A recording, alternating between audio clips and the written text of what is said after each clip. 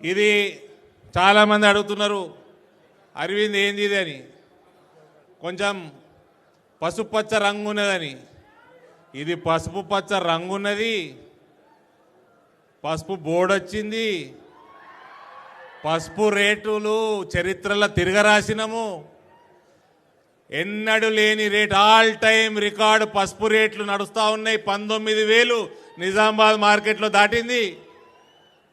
నరేంద్ర మోడీ గారి పని చేస్తే ఏ రకంగా ఉంటుందో ఇవాళ మొత్తం యావత్ తెలంగాణ ప్రజలకి కేవలం ఒక్కసారి ఎంపీగా ఉండి నరేంద్ర మోడీ గారి నాయకత్వంలో జితన్నకి సీటీలు కొట్టురు, జర సపట్లు కొట్టుర్రి.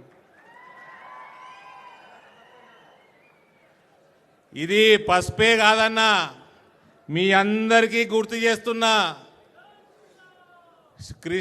కృష్ణుడు బొమ్మున్న దీని మీద మథురా బాకీ హై, मथुरा बाकी है। अयोध्या को सजाए, काशी को भी सजा रे, आने वाले समय में मथुरा भी सजाएंगे। మరోసారి అందరికీ చాలా మంది మాట్లాడేది ఉంది.